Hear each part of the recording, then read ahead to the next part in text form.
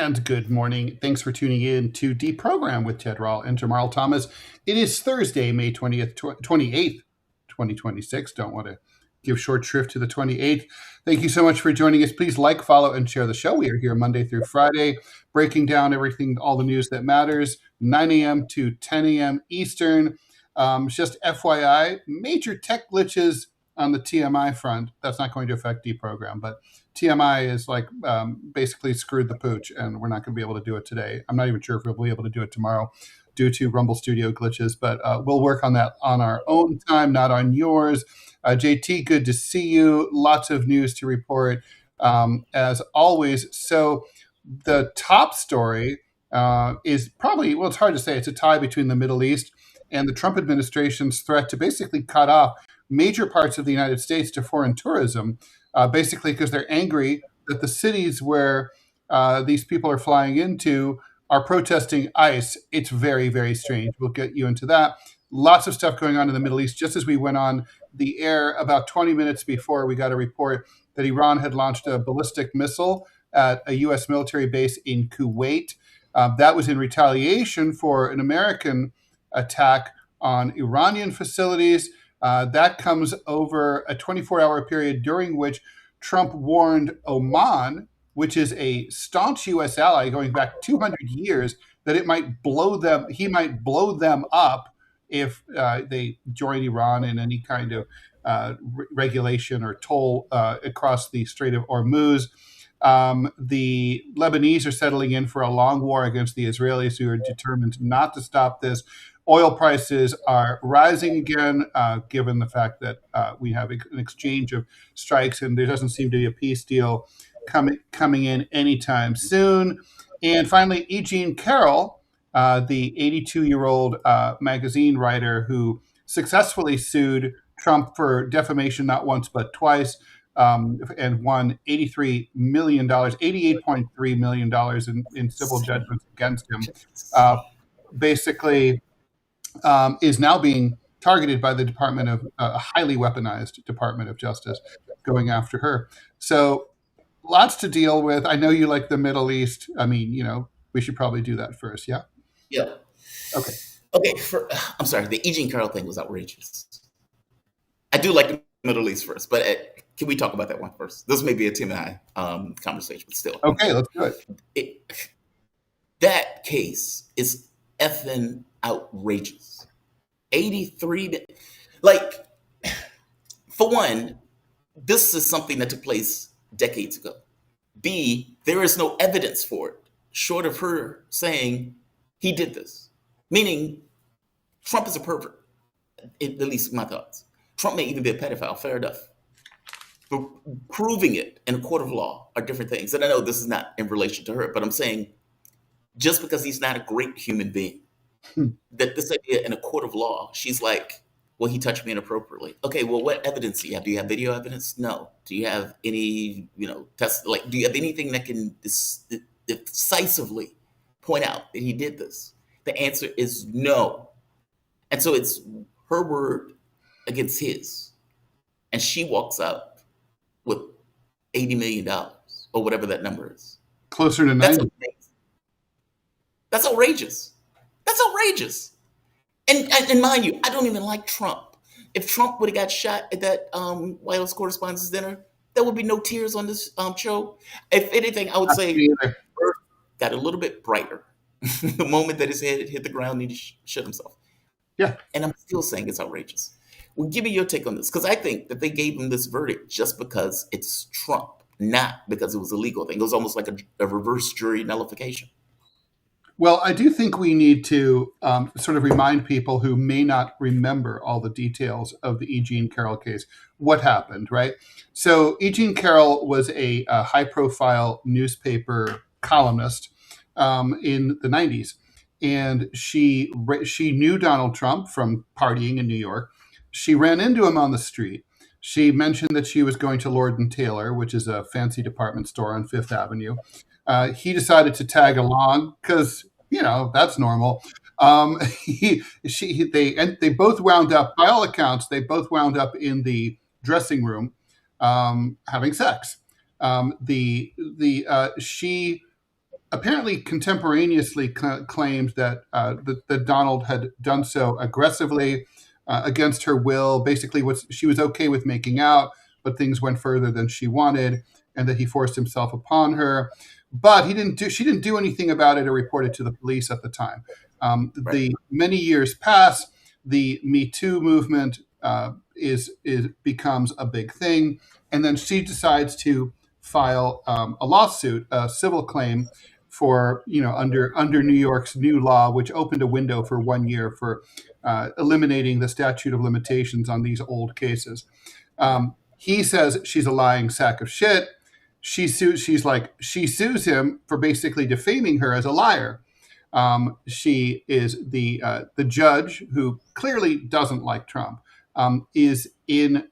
agrees with her, rules in her favor, and then he doubles down and says, no, she's really still a lying sack of shit. And so the judge is really mad this time, same judge, and decides to hit him with the bigger of the two verdicts. It's just as you said. I mean, like, there's no question that there was some consent. It's kind of a classic Me Too case, right? It's sort of like, well, like I consented partially, but not completely. And then also there's this long passage of time thing. There's the whole he said, she said thing where there's no sense of, there's no evidence is really possible, right? And so many years have gone by, and who would be able to know anything, right? All I can say, by the way, parenthetically, is I know someone who knows E. Jean Carroll and swears that she's a very credible, serious human being and who would not have lied about this. Okay, but I don't know. Okay, is E. Jean Carroll a Democrat? Oh, of course she is. Yeah, yeah. I mean, I guess that's my point, right? Like, how am I? Right? I mean, so was Donald Trump. The two. So was Donald Trump at the time. Right? Well, yes, he was. Yes, he was. True. I mean, he was at Clinton's wedding. Yeah. True. Yeah. But he's not now. No. So the point is, but like, all that said, like, as a dude, it terrifies me that you could be nailed. And I think also for our foreign viewers, it's important to distinguish between civil claims and the standard of evidence in American courts between civil and criminal court cases. In a criminal case, the prosecutor has to prove the case beyond a reasonable doubt, which sort of literally means law students are told the juror has to be at least 90% sure that it happened. In a civil claim, which is what this is, it's based on the preponderance of the evidence, which means that 50% or so or more, you should kind of be sure that it happened. So the standard is much lower in the case that she won, but it is. I mean, look, I generally agree with what you said. It wasn't, and the verdict is crazy, right? I mean, it's like, was she really harmed to the extent of, having been defamed a few times in public? I don't know that it's really worth $88 million to be called a liar by someone who's defending themselves on social media. And basically, in all these cases, right? Someone's telling the truth and someone's lying. By definition, someone's perjuring themselves, right? If they're under oath. So anyway, this isn't even about perjury. It's just about, like, calling someone a liar. How harmful is calling someone a liar? I don't know if it's $88 million harmful, but yeah, anyway. So now, here we go. Now, here we have I think what we have is two very big wrongs that make just two very big wrongs. Now you have Trump's, who has obviously weaponized his DOJ, going after all sorts of people with dubious morals, including like James Comey. But to the point where you're like, really? You're going after James Comey, over seashells. You're going after E. Jean Carroll, who's like basically at death's door. Really?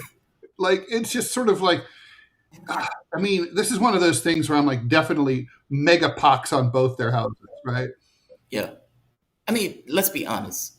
The Justice Department under the Biden administration and the Obama administration went after Trump full bore. In New York, they were trying to get him for hush money payment to a porn star. Now, this is as funny to me as Massey selling a cow to pay off a woman, right? Like hush money payment to a porn star. I even like the way it sounds. But basically what the case boiled down to was Donald Trump not claiming on the election form that he was paying quote unquote hush money to a porn star. Instead, he put payment to a lawyer, right, who didn't pay the porn star.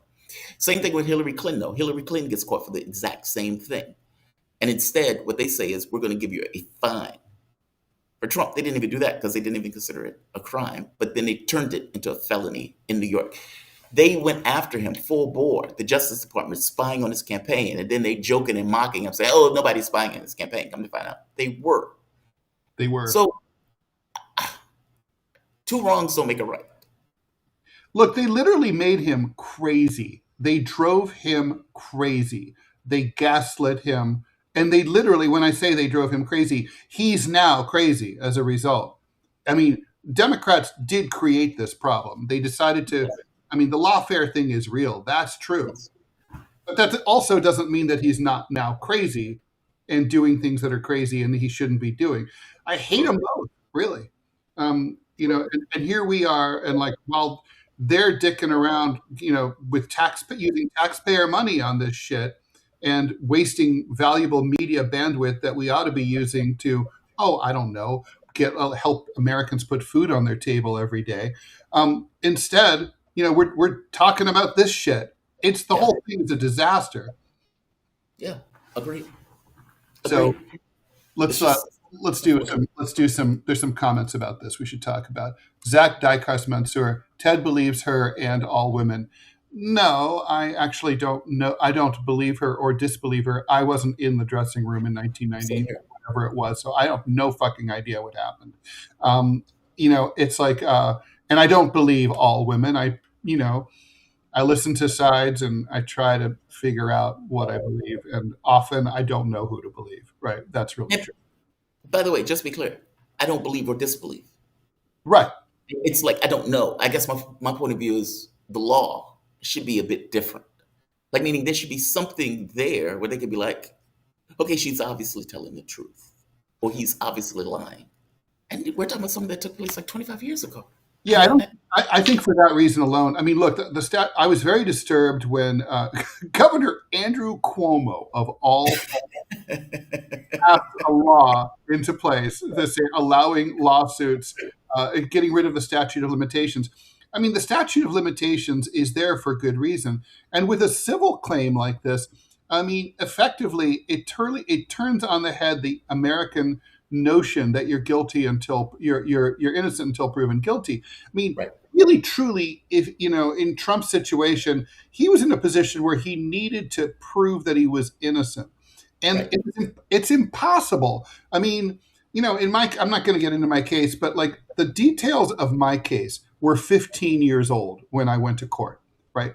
And it was impossible, even though there were dozens of eyewitnesses at the time, to locate a single one who was able to step forward and say what they saw, right? You know, it was on the street in LA. But I couldn't find anyone, even though, you know, the case was all over the place. It was national news. It was, you know, in all the local press. It didn't matter. So can you imagine? This happened in a dressing room where, by the way, the door, it's not one of those ones where the door is like, you know, has a space like a foot high. Lord and Taylor's, they went all the way down to the ground. It was like a door that shut. You're really like in a room by yourself. Yeah. So, I mean, come on. Look, I mean, if you went to Bloomingdale's or Macy's and, you know, had sex in there, the odds are that the person who's the guardian of that place is going to hear you and kick your ass out, your horny asses out. I don't know what happened. And it's, I mean, I always tend to side with the accused, because it's like, that's the most difficult position to be in. And the accused, if the accused has a defense, they should be able to make it. In this case, I don't know how you could make it. You know, True. I mean, you know, and I know they hate Trump. I do hate Trump. No. I mean, I'm saying I know that the judge and these people hate Trump. That's true. It adds a bias to it that I can't ignore in regards to the verdict, especially with a verdict, $80 million. Like, meaning, it's one thing if you say, I'm awarding them $2 million. Okay, fair enough. 80 million gets across. You hate this guy. Like, this is so over the top. I mean, seriously, So if over the I top. had said like, listen, yeah, it's I mean, like maybe for you and me, like $10,000 is going to really pinch. But Donald Trump's Yes. a rich guy, so maybe it's true. Like to make it hurt, you've got to hit him for 1 or 2 million. There's some countries where, like, if you get a speeding ticket, they look at your income and they charge you accordingly, which I like that idea. But yeah, it's a crazy story. But I will say, I don't. Now we are where we are, right? We can't go back in time. Fuck the Right. Democrats; they were assholes. But now he's being the asshole, and Yes. revenge is not justice, And this is revenge. This is revanchist shit, and it's like, I mean, who can ever trust the Department of Justice going forward after the weaponization that has taken place by both parties? Yeah. A degradation of the political. This is why I keep saying there's a degradation in our political space. This is not supposed to happen, where No, political parties effectively contort the government to go after political opponents. That's banana republic shit. totally. Totally. So, by the way, just a reminder, if you have questions and you're watching live here in the 9 a.m. hour Eastern time in the United States, please go ahead and put your questions and comments into Rumble and YouTube in the live chat, and producer Robbie West will put it up for us. Let me see if there's any ads, because it's been kind of a while since we had an ad, but I don't know. Ask Robbie this. Robbie, why are we not getting ads these days? It's the end of the month, so the budget is pretty much used up. Oh, okay. So it's kind of like, so fewer ads, more traffic tickets. Got it. Okay. Pretty much, yeah. Okay. Thank you, Robbie. The beatings will continue. Until morale improves. Yeah. Okay. So Philip Blair, E. Jean Carroll's case was overseen by Judge Lewis Kaplan, the same judge who oversaw the absurd case against Stephen Donziger. No Are fucking. you serious? That judge should be in prison for what he did to Stephen Donziger. Yeah, he should be. Outrageous. He's a fucking menace. I mean, it's like if you are in the New York courts and you draw, and the clerk draws that judge for your case, you're fucked. I mean, the man's a maniac. It wasn't by accident. I don't believe for a moment that they drew him by accident. I No, don't I don't believe for a either. moment that E. Jean Carroll drew him by accident. No, it doesn't work that way. Again, LA Times callback, right? So, like when I went to the appellate division in the LA courts, my lawyer, I consulted with my lawyers, and I'm like, "Oh, how's it going to go? What are the political leanings of the justices?" They said, "Well, there's 16 panels. One out of the 16 is right-wing conservative. 15 out of the 16 are progressive lefties." I'm like, "Oh, so we should be in good shape." They're like, "Guess which panel I got?" Right? The conservative. I got the right wing ones, right? Where the fix was in. Hey, we do have an ad. Although, yeah, let's do it. We'll do Rumble Wallet. Okay, here we go.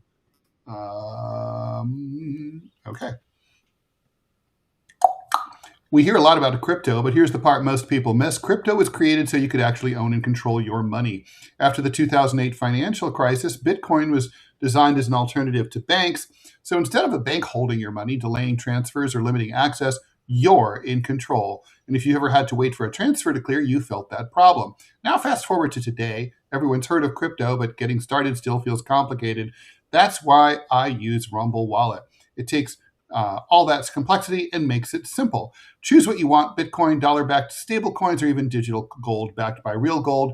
No complicated setup. It connects with MoonPay, so you can use your credit card, debit card, or bank and be up and running in minutes. Once you're set up, you can even support your favorite Rumble creators like us directly. So do this now. Scan the QR code or click the link in the description and download Rumble Wallet. From there, you can set up your wallet, tap buy, and you're in the game. In just a few minutes, you can go from hearing about crypto to actually owning some. More comments. Rickman, lies. She got it from a Law and Order episode. Actually, it was a Law and Order episode. Yeah, I guess I heard that. Yeah. I mean, now I want to do that music. Yep. May Bluth Funk, Me Too is a psyop, and it is bad for women. It is. Me Too is very toxic, for sure. It ended up being toxic. But it's like anything. like you go through pendulum swings. I would argue the civil rights movement, the woke stuff, is a remnant of the civil Civil rights. rights movement, the woke stuff. Yeah. Like meaning you go from, okay, African Americans, okay, yeah, we need to do something about African Americans, great, because civil rights movement, etc.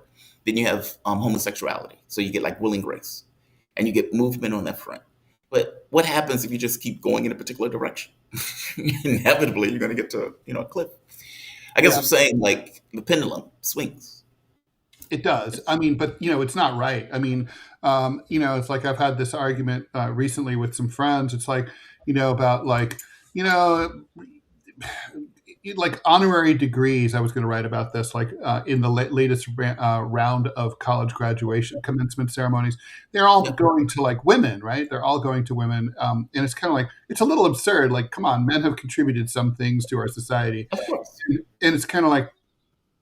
Or like the Pulitzer Prizes are definitely have gone full woke, and you're like, okay, well, you guys had your whole thing, and I'm like, okay, well, that's fine, but that's what you're advocating isn't justice, it's revenge, and revenge and justice are not the same thing. If I am in South Africa, apartheid ends, ANC takes over. Because of the advantages that were institutionalized from, let's say, the white South Africaners, Sure. that they effectively, despite the fact that the ANC is in charge now, they still own like 90% of the land and whatnot. If Well, that's Zimbabwe went differently, right? Like they stripped away a lot of the farmland from the whites. Well, that's what I'm getting at. At some point, don't you have to balance those scales? And of course, the people who are there are like, oh, this is injustice. This is unfair. It's like, but dude, but you have 90% because of X number of years that you were able to effectively control the political space and steal territory. Like, meaning, I'll begin my point. How do you balance that? I get it. I mean, It's really hard. it is hard. And I guess, and from the people who are there, they think this is unfair. Yeah, they feel like, hey, we bought it. It's like we bought it fair and square. Those were the rules at the time. Now you're coming along and changing the rules. We're trying to balance the equation. And I guess my thing is they're looking at the woke stuff as trying to balance the equation. I agree with you. The shit is not right. Like meaning if you're screwing with my Star Trek and you're making Star Trek Discovery, I'm going to hate you for it. I don't want to hear about your woke stuff. I don't want to hear about your feelings. I don't want to hear about, you're using the wrong pronoun in Star Trek. Don't do that to my Star Trek. That is not balancing the equation. All what's happening is that old white dudes, they sit there and they just listen and they're like flat affect, quiet. Usually they don't say anything. Then they go vote for Trump or they like secretly harbor like right-wing racist beliefs. And that's the part that's dangerous, I think. That people don't appreciate. Like, I mean, when South Africa did the Truth and Reconciliation commissions rather than send like these white cops to prison where they belonged, I remember thinking like Nelson Mandela is gay. Like they should like nail these fuckers.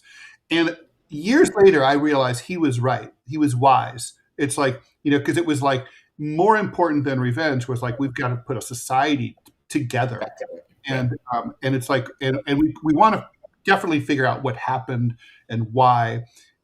But like we've got to move on at some point. We can't just keep like a Middle East style like tit for tat shit forever and ever. Right. It is hard though. It is hard because like I remember I had Taiwanese relatives when I was married, and they had land reform in the 40s. The one of the members of the family had had vast property holdings and owned the monopoly for beer on the island of Taiwan, like Taiwan beer. It's still a company. And when they came in and did land reform, kind of competing with the communists, they took it away, and the family's still like, and they just stole it. We built it. Our family built it, and they just fucking stole it from us. And they're all these years later, they're still pissed. And I'm like, yeah, but I mean, I really can argue it both ways. Yeah. I mean, I guess my point is, how do you balance an equation? It's that part. And I get human beings are going to look at it from their own individual context, especially if it's something of theirs. They took it, they stole it, they removed it from me, I built this, etc. Despite the fact that you may have an institutional structure that allow you to do that at the expense of somebody else. Because that other person can also say, I'm being effed over, I'm being screwed over, et cetera, because of the way the system is cutting in a particular way. How do you balance the equation? And I guess that's the thing with...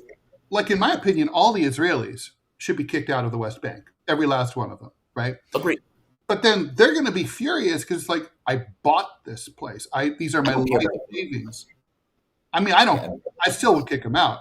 But and it's kind of like my argument would be like, well, you knew that when you moved there. You knew that it was legally fraught and that you didn't have a good claim, right? And you knew this could happen someday. So this you took a gamble and you lost. That's what I would say. Yeah. I think these woke people are looking at it through those lenses, but I think they've gone far too far. I think they've gone too far. Yeah, for sure. All right, here we go. Only time will tell. A bad sexual experience can't equate to sexual abuse unless it's a non-consensual act.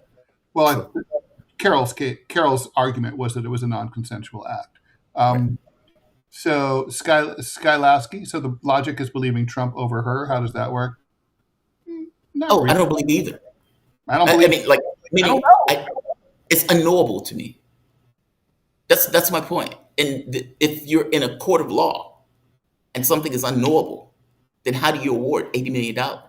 That's my issue. It's not that I think Trump is a great person. It's not that I think Trump is honest. There's just that there's enough reasonable doubt to drive a truck through. Yeah, right? I just don't know. I'm stuck in that I don't know phase. Now you could say, well, you should automatically believe her. I don't know her from a hole in the wall. Yeah, I don't automatically believe anyone. Yeah. It's like, come on.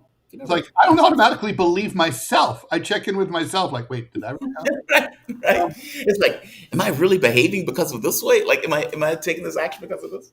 Yeah, do I have a brain worm?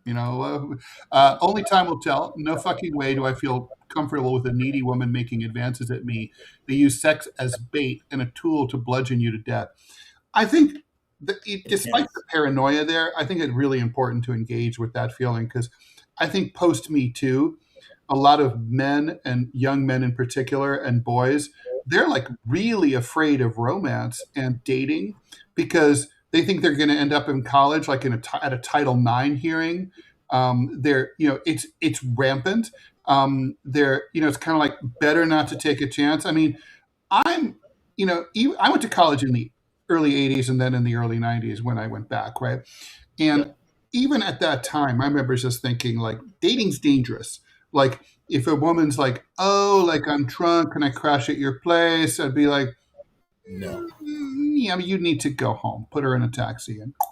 And like, why? It's because I don't want I want to minimize my possible legal exposure if someday she decides she just doesn't like me for some reason and wants to fuck me over and wants to use that accusation power.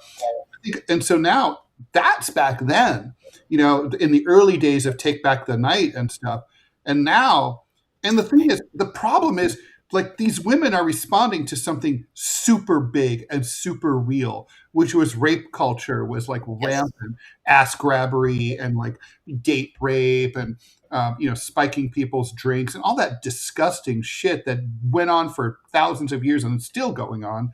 And so they're right to be up in arms about it. But like being up in arms is like, I don't know, it's like really fucking up our society because, like literally young couples aren't even launching. They're not even meeting and getting together because of this fear. Like, oh my God, better just to, keep it zipped. See, I didn't have an issue with MeToo in the beginning because I thought it was necessary. It was a response, like the Harvey Weinsteins of the world. Harvey Weinstein was doing that shit for like 20, 30 years. I mean, disgusting. I remember one story was like, he made me stand there as he masturbated into a plant. And I was like, ugh, what did the plant do? Like, why are you doing that to that plant, let alone it is mind blowing to me that you as a man can stand there and whack off with a woman sitting and looking at you in disgust as you do it. That's mind blowing. Oh, yeah. But again, this is what some of the stuff that these guys were doing.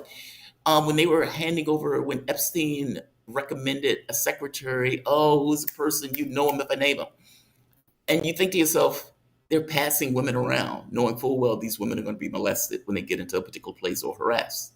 Okay, this is outrageous. Fox News is a really good example. The story, there's a TV show or there's a movie on what was taking place in Fox News where they went after Rupert Murdoch because of. Oh, right. Now they would keep his hands off of people. This was culture. So I don't take issue with Me Too kind of responding to that culture. But to your point, the law of unexpected consequences, which is I now need a contract if we're going to have sex. Right? I need you to sign. Just sign right here. And initial here, initial here. All right, let's get to action. Right? I don't want that. And I remember like situations. It's like the Antioch College rules. Do you remember those when those were like sort of like it was proto Me Too stuff, and it was like, okay, so the college told their students, all right, so when every single step of the way in a seduction must be consented to verbally. So it's like, so I did a cartoon at the time. It doesn't work that way. At this time, I would now like to look smolderingly at you. Is it okay if I now look smolderingly at you? Yes, Ted Rall, it is now acceptable to me. It's like, excellent. Now I would like to stroke your right forearm at this point in a vaguely oval pattern. Is that acceptable to you? Yes, it is acceptable to you. To me, it's like literally that was the Antioch rules. I mean, there were so many like SNL skits about it, and it makes that's where we're at, I guess. Nobody does that in practice. No, it's not. That's not in practice. It stops a man from being a man. Like me, and what I mean by that is, just to be very clear, I don't mean like, hit a woman over the head, drag her to the cave. No. But let's be honest. Let's be honest. And I know it's all men here having this conversation, so I accept that. Women like men to be men. And what I mean by that is women, I would argue, and women could be in the chat, they can correct me if I'm wrong on this. In many respects, as a whole, prefer men to be A, confident, and B, to be willing to show that they are attracted and want them. Meaning they want to be wanted. Yep. And they want men to demonstrate that passion in wanting them. Mm-hmm. Obviously, that is not going to be, can I touch your arm right now? It's not going to be that. No. It's not that they want to be raped, nor is it they want to be groped or anything like that. I'm talking about in a case where they actually want that attraction. But they want the dude. Yeah, but men can't always tell.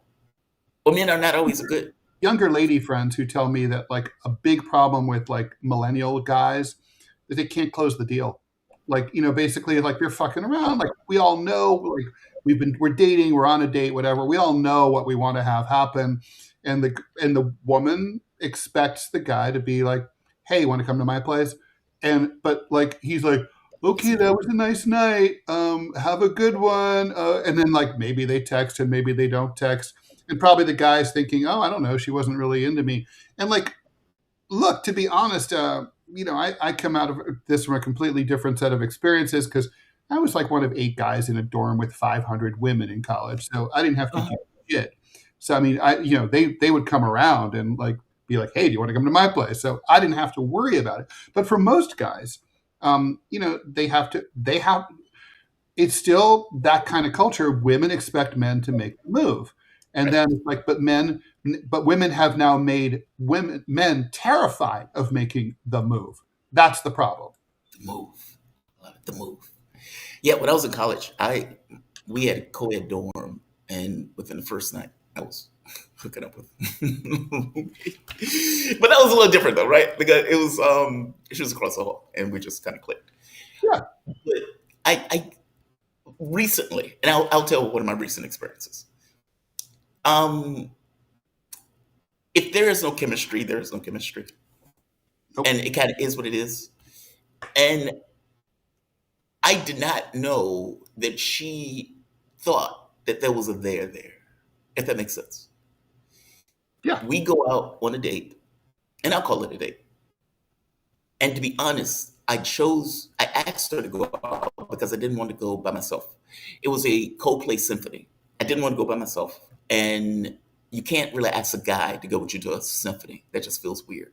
Like, hey, Bob, want to go with me to a symphony? Are you out your fucking... No, I don't. Beauty. Right. right. So we go. And afterwards, I'm like, all right, we obviously have no chemistry. Like, meaning I knew we didn't have chemistry on day one. For me, if we have chemistry, I know within the first 20, 30 seconds. I'm like, oh my God, I love that woman. I'm going to marry that woman. That's me, right? When I am over the moon, I am over the moon. It's clear. It's not ambiguous. And she sends me a text and she's like, yeah, I felt some kind of way. There was a paintball issue where she got shot with a paintball and she thought I should have jumped to her defense. I thought she was out of her mind, and she unleashed Hitlerian rage at the paintball event, which also put off my family and put off me. But besides the point, she sends me a text and says, yeah, you're a bit insecure. It's not really insecurity, it's just I wasn't interested. And I wanted something, how did she say it? You're a bit insecure, and it was something else. And I read the text, think to myself, okay, I didn't know there was a thing, first of all. Two, what you are considering insecurity, maybe a little bit, just because of everything that's been happening over the course of the last 3 months. But it's not really entirely insecurity. It's just I'm not that into you. Like, the relationships are complicated. And when you add on top of this idea of, okay, if I make a move on her, is this going to be received? And is this going to come back to bite me in the ass later on if she considers the move to be so-and-so? Yeah, that's a lot to add on to men. I mean, it's rough. I mean, and we need to move on and hit a few more comments, and we have to talk about the Middle East. But yes. I mean, we obviously could talk about this for hours. It's fascinating. I was on the New York subway a few months ago, and I overheard some Gen Z like women, a passel of them. They were obviously like all hanging out together and going out, like, drinking on the town. They were like 6 or whatever. Yeah. And I was really taken by, like, one of them was saying, like, can you believe that guy at the bar? Like, he just hit on you. He like asked you out, and they were all like, ew. And I was like listening, like, for like, oh, he was so ugly or he was so inappropriate. Literally, the generic idea that a man would just walk up and express his interest to a woman in a public place is culturally anathema to at least these women that, and I think it's becoming more like that. I mean, it's literally just like all the young men I talk to, they're like literally like, yeah, I don't date. And I'm like, what? How are you? Seriously? How do you not date? It's like, yeah, it's just not worth it. And that's so why they're all on screens instead, because they can be and they need to be. The culture has changed that much. Yeah, and I was like, yeah. I mean, the way it used to operate for me. No. I mean, well, I'm sorry, that's not the way it used to operate at our school, women at college. All the time, like I was the fly on the wall because I lived in that girl's dorm. So I would hear the way, after a while, I'm just like, they're ignoring me and they're just talking amongst themselves. And I could hear, they didn't talk like that. They had all sorts of gross things to say, like about like how they only wanted to date guys who had a lot of money or whatever, but they still were interested in guys and they didn't begrudge a guy for trying, Wow. Yep. Wow. My son is 16. Yeah, I'm popping myself in. I'm going to do this. Please. So he turned 17 this year, and he has had his first girlfriend. She just broke up with him, and so no, it's teenage puppy love. It is what it is. Yeah. Oh, no, he's going fishing again. No, he's back in the old pool, and this is Kalispell, Montana. The high school is a population of 200 students. It's not huge, okay. And like the girls just like, no, we don't want to date. Guys are predators. This is the middle of nowhere. I can only imagine what it's like in the cities where y'all live. Feminism is a poison. It is a poison. It is a destructive force. Wow. I didn't realize it was that. Not the theory of feminism. I mean, feminism just on paper. Feminism as it's currently being practiced. No, if you have, A third wave feminism is toxic. I would agree. no, we have two genders. You got guys and girls. You have innies and outies. That's it. It's a binary choice. And if you've conditioned, the female of the species to look at the male and say, "I don't need you. I don't want you." At best, you're disgusting. At worst, you're a dangerous predator. Mm-hmm. Then how can a society possibly continue to exist? I mean, we need to put this ideology where it belongs in the dustbin of history: Nazism, communism. Oh, come on. These are really? things. Feminists are Nazis. I mean, seriously, this is a social pathogen of the highest order. Robbie, you had me until you went there. No, I'm talking about. If you say, because from my point of view, there's nothing wrong with schoolgirl feminism. I'm a woman, I can do my own thing, et cetera, et cetera. Sure. I think it gets toxic when it gets to like extremes, agreed. But Nazism, that's a little strange. Well, think about it. The Nazis, for all of their faults, didn't want to commit cultural suicide in Germany. They want to borrow a Trumpism. We want to make Germany great again. We want to have Lebensraum, have a place where they grow. But anti-Semitism was a form of cultural suicide political suicide, because they literally kicked out the guy who could build the A-bomb for them. No, listen, I get it. But the point that I'm trying to make, though, is that if you train 52% of the population, at least a significant minority, if not a majority of them, to think that the people who build your roads, build your buildings, fight your wars for you are dangerous predators and that you should have nothing to do with them, I honestly don't know how that society can possibly continue to exist, because without kids, you can't exist. You die. I mean, that's the problem here. And that's where I'm going with this. To me, the issue is extremes. I don't see an issue with, again, this stuff is a pendulum. You go to the Mad Men, for example, the TV show. Mm-hmm. Like, you go through a period like that where women are second class, women are in the thing. And in the same way, you had blacks holding signs saying, "I am a man," or "I'm black and I'm proud." Okay, why were they doing that? Because for the longest time, everything in the society had pointed into the direction that these people are somehow lesser, inferior, etc. Yeah. In which case, you get this kind of cultural revolution of, "I'm black and I'm proud, I'm a man, I'm etc." Same thing is for women, though. And I guess I'm saying feminism is the extension of that. This idea of women in the workplace, women can be engineers, women can do this, women can. I don't think this is feminism. Because what you're talking about, man-hating is what it is. No, listen. I like women. I like women so much. I've been married to one for 20 years in October. I like women a lot. There's a lot of things in this world I don't like. I do like myself some women, though. All right. Basically, lesbian opinions have become mainstream across hetero female spaces. Kind of like Andrea Dorkin, who ironically ended up getting married to a dude in the end. But it's the Dorkinization of stuff. Yeah, it's like, because it's that thing. It's like men are bad. Yeah. Right. Inherently, like, just as a group, like, is it a man? It's bad. It's just I've seen this before. I'm sure y'all have too. And I'll go away because I know we have more to talk about. I've had people tell me that because I was born a white male, I am inherently an evil person. That's like the most racist thing you could possibly say. If I said that about any other group, I would be condemned, rightly so, as a bigot. It's obviously disgusting. Yeah. And it's okay to say it about white men, but not only just white men, but men in general. And until women realize this is not true, this is false, and if I want to one day have a family, maybe be able to have something called a legacy, maybe not have my eggs dry up and wither away before I'm able to have a kid, maybe you should probably stick up for the guys that got the grapes between their legs, because you're going to need them one day.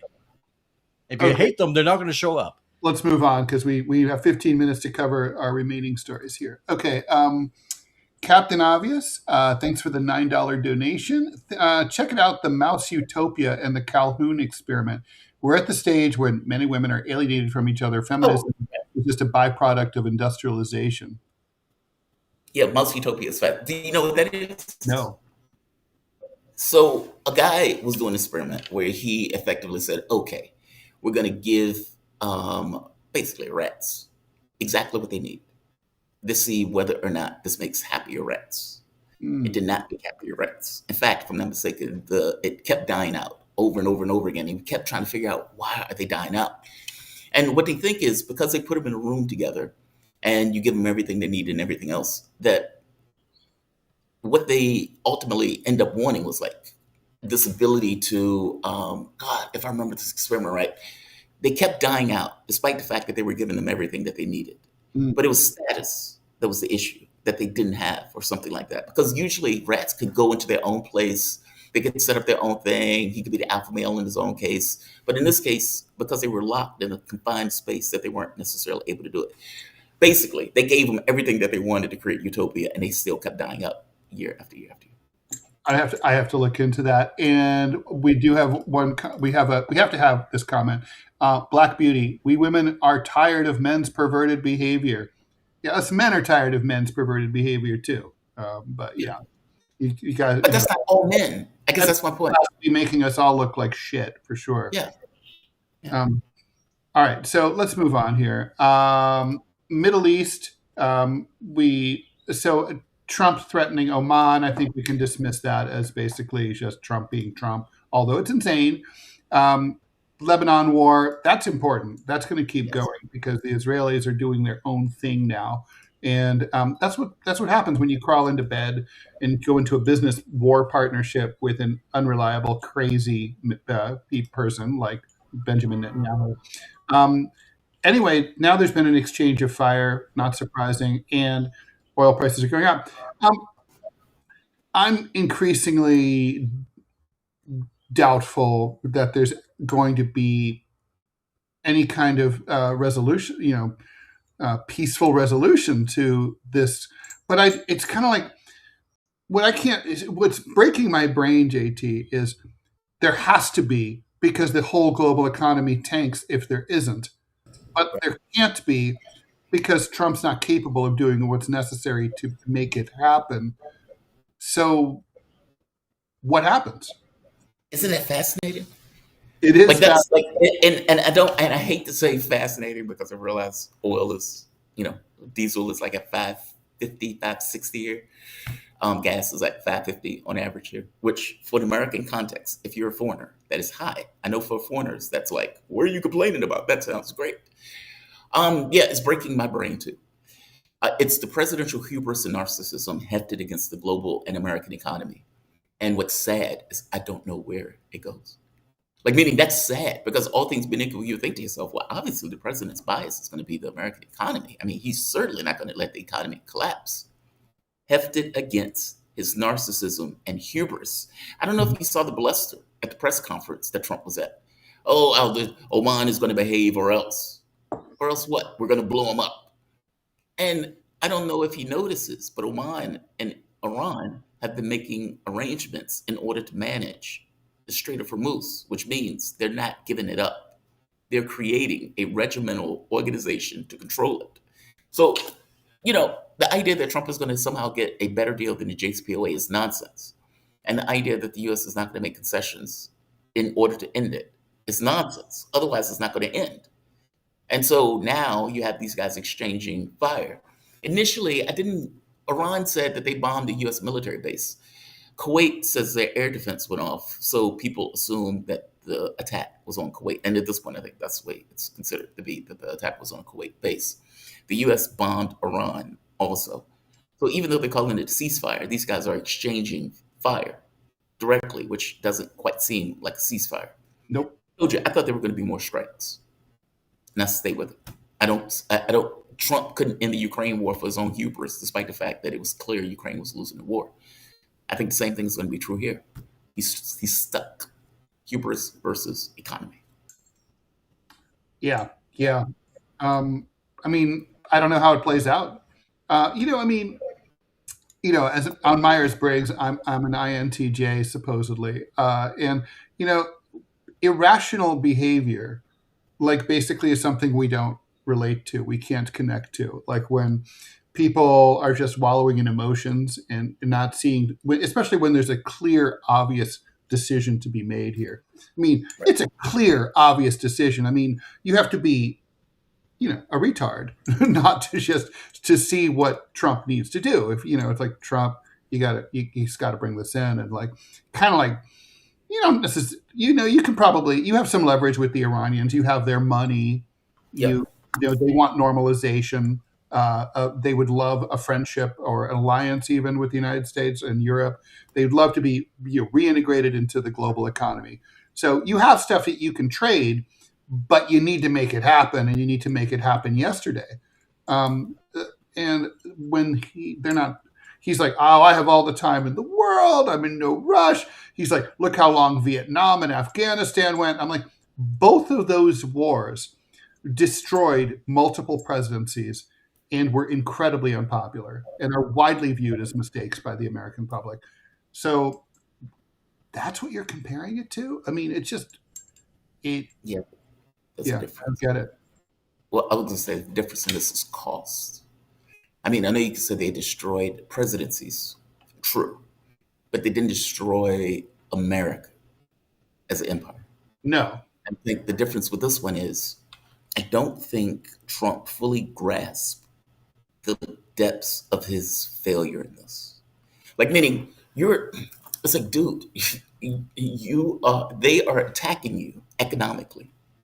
These attacks, yeah, sure, they're military strikes from the standpoint of the U.S.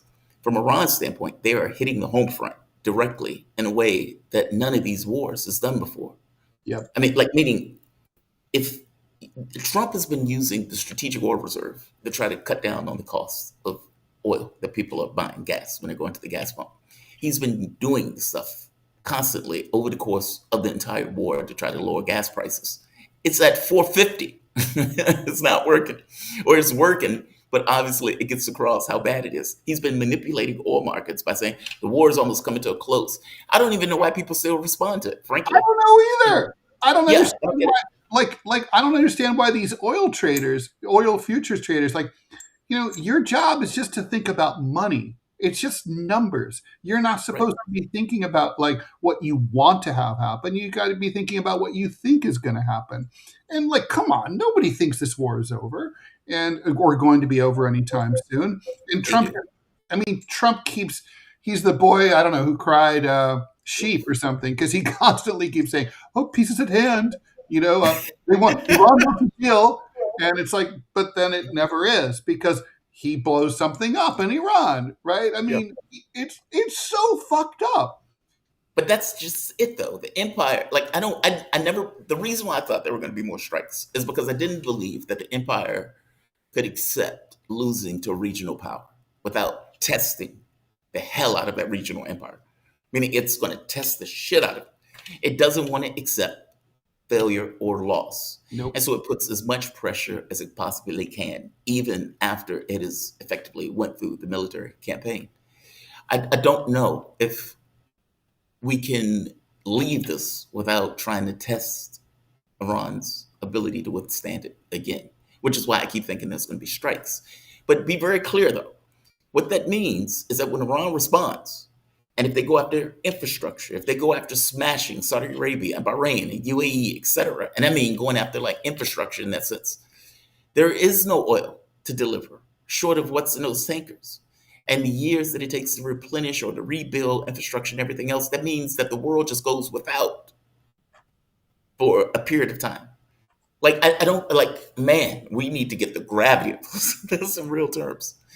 But we'll see. I don't know what he does, which is sad because it should be an obvious answer. Call it a day. Speaking of lunacy, I guess we should take this a Rumble rant from Manchild. Thanks for the $1. Threatening to blow up Oman. Did Trump skip the art of the deal and go straight to the gunboat diplomacy of 1850? We're already there. Yes, he did. So, all right, we have a few minutes left. the Trump administration, they floated this, and I didn't want to talk about it when it happened a few days ago, but they're still talking about it. They're getting spicy about the fact that there have been some kind of pretty small protests against ICE in cities like New York, and so the Trump administration is now saying in retaliation against whom? They're going to basically close down the customs and immigrations processing at major airports like John F. Kennedy International Airport just in time for the summer travel tourist season, so that when foreigners come to cities where these protests are happening, they're basically going to be turned away because they can't be processed into the United States. They can't have their passport stamped. I assume that this will not actually happen because it's so stupid. But I guess, even the fact that they're bringing it up, the United States is not really an appealing place to travel to these days. You just know it's going to be like they're taking your biometric information. They're charging you all these extra fees. They're making very clear that they don't want you. And now this, tourism's important. Connectivity to the rest of the world is important. International business travel is important. What is this about? Is this just a, again, Fortress America signaling to the base? Is that all it is? But it's dumb. It's just dumb, and it's self-inflicted injury. If you think of, for one, tourism is down significantly. Mm-hmm. There's that already. Many people don't want to come here because of who's in charge of here and the way that America looks at this point. It's effectively a rogue, degenerate, deranged government that has gone on a murder spree around the globe and has backed a murder spree in the Middle East. So it's not like the most appealing place in the world to travel to in the moment. But the people who, for whatever particular reason, decide that they do want to come here, yeah, it's dumb. You think of the amount of money that America may get through travel.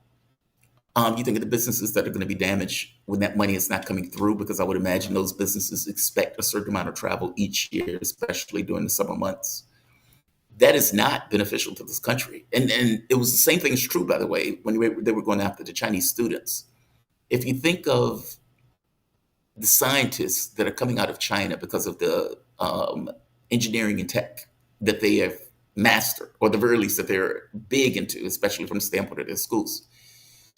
If you're turning those kids away, you're turning away talent, which was one of the big things that America was able to leverage, was talent from the rest of the world. Okay, you're turning all of that away now. Like meaning this is a self-inflicted wound. It's dumb. He could do it, but it's dumb. Yeah, no, and the other thing is, I don't see the connectivity. I don't, when you're threatening, let's say, a city like New York, okay, so what do you exactly want, in that case, Mayor Mamdani to do? Do you want him to sic the NYPD on the anti-ICE protesters? Do you want your cops? Do you want to revoke their sanctuary city designation so that they cooperate more fully with ICE? I assume both of those. But it's not going to happen. Even if Mamdani privately hates immigrants, for some reason, he can't do that politically. The people of his city won't allow that. The sanctuary city thing is so popular in New York that Rudy Giuliani used to do ads promoting it on TV. Really? Yeah, when he was mayor. Yeah, it's like, don't worry if you're an immigrant, we've got your back. We will never cooperate with the federal authorities to deport you. It's not even a political issue. It's like baked in, So wow. It's like being into ribs in North Carolina. You just are, So I don't know. I didn't know that. I didn't know it was that popular. I knew it was popular. I didn't realize it was that popular in New York. Oh yeah, no, you won't find anyone who. So it's just, but it's also like, so you're asking, you're basically pressuring someone to do something that they can't do. It's so what's the point of it? It's very nativist, and maybe it is for the base. Okay, that's our fire alarm. I don't know what's going on. Well, this is a good time to let you go. Have a good day. Hope their building's not burning down. I'll see you tomorrow here on DeProgram. DMZ America podcast coming up at 11 a.m. Eastern Time. No TMI due to tech issues that I'm going to try to fix in the next hour so that we can be back tomorrow at 10 a.m. Thanks very much. Bye, bye, bye, bye, bye. And there we go.